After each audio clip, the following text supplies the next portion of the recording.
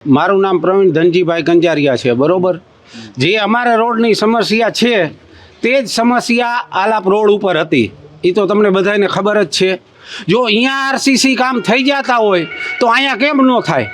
આ મા બાપ વગરનું કામ છે. એટલે હાલો, અમે અરજીઓ કરેલી છે ઓનલાઈન. અત્યારે અમે નગરપાલિકામાં જઈને આવ્યા. અહીંયા એમ કીધું, અહીંયા ભાવિનભાઈને વાત કરી તો એ એમ કીધું કે અમને કોઈ કે તમે જાણ જ નથી કરી, તમે અમને જાણ કરો તો એ કામ થઈ જાય. અહીંના જે ચૂંટાયેલા છે કાઉન્સિલર, એને પણ અમે 2-3 વખત કીધું કે ભાઈ આનું કાંઈક કરાવો, છેલ્લે બાકી મેટલ પણ નખાવો, તોય અમારું કામ નથી થયું. ને એવું કીધું કે ચોમાસા પછી કામ થશે. હાલો, તો આ જ રીતના હલાવવાનું છે. અને જો હવે આના ઉપર આ કાંઈ કામ નહીં થાય તો હવે અમે એક્શન એવા લેવાના છે કે અહીંથી આખું ગામ ભેગું થઈને નગરપાલિકાએ થારી વગાડતા જવાના છે.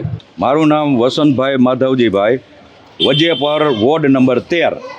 હવે અમે અહીંની અરજીઓ એટલી કરીને થાક્યા છીએ. આ રોડની હાલત જુઓ, અહીંયા હલાતું નથી. આ રામજી મંદિર છે. હવે અહીંયા કોઈ ગઈઢા બુઢા દર્શન કરવા આવતા હોય ને તોય અહીંયા લપટી પડી. બરાબર, અહીંયા મંદિરે અવાય એવી પરિસ્થિતિ નથી. બધી શેરીની હાલત આ છે. હવે અહીંયા જે નાકા ઉપર કુંડીઓ કરી છે, હાવ બિનજરૂરી, કોઈ અર્થ નથી આ કુંડીનો. નથી છે એમાં કનેક્શનો દીધા તોય આ કુંડીઓ આમને પડી છે. બરાબર છે. તો હવે અને બીજા નંબરમાં કે પાણી એ પીવા લાયક આવતું નથી. હવે આ ગામની સમસ્યા અમે ઓનલાઈન અરજીઓ એટલી કરીને થાકી ગયા કે કોઈ આ જાડી ચામડીના નેતાઓના ધ્યાનમાં આવતું નથી. બરાબર, તો અમારું કહેવાનું એ વસ્તુ થાય છે કે આ વજેપર 13 નંબરનો વોર્ડ આ ભારતમાં આવે છે, મોરબીમાં. આ મોરબી જિલ્લાનું ગામ છે કે નથી?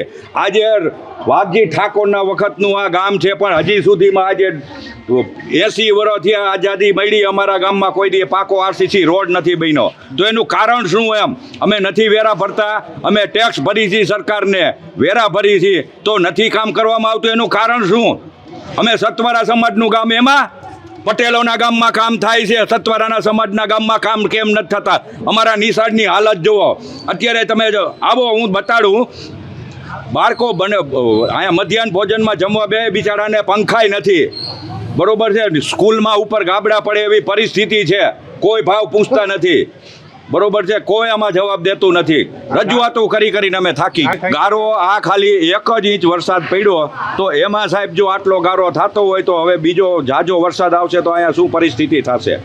આ ભૂગર્ભ ગટર કરી હતી, ભૂગર્ભની મેન લાઈન નવી નાખી છે. હવે મેન લાઈન એ રીતની નાખી છે કે શેરીના કનેક્શનો બધા નીચે દબાવી દીધા છે. બરોબર, હવે શેરીઓમાં અમારે પાણી ભરાય છે. હજી આ અમારી 15 નંબર શેરીમાં હજી આજ 5 દિવસથી નાખ્યું. હજી તમે અહીંયા જુઓ, માટીના ઢગલા પડ્યા. હું રજૂઆતો હજી કાલ મેં ઓનલાઈન અરજી કરી, બધા એમ કહે થઈ જાય. કોઈ કાંઈ કરવા આવતું નથી. મહાનગરપાલિકામાં એ લોકો એમ જ કહે થઈ જશે. વરસાદ રહી જાય એટલે કામ તમારું થઈ જશે. બરોબર, આ વરસાદે રહી ગયો, કોઈ દેખાતું નથી. તો આ નેતાઓને કેમ આ નજરમાં આવતું નથી? તો શું અહીંયા એસી ઓફિસમાં બેસીને જ પગાર લેવાના છે અને અમે ટેક્સ અમે ભરવાના?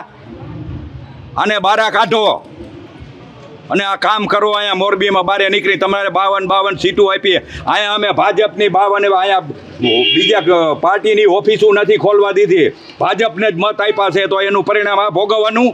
હું પોતે ભાજપનો માણસ છું. કોઈ એવું ન વિચારતા કે આ કોંગ્રેસનો માણસ હશે. હું પોતે ભાજપનો માણસ છું, છતાં અમારે બોલવું પડે છે કારણ કે આ સમસ્યા અને અમારી વેદના છે. તો અહીંયા કામ કરવા આવવું જોઈએ.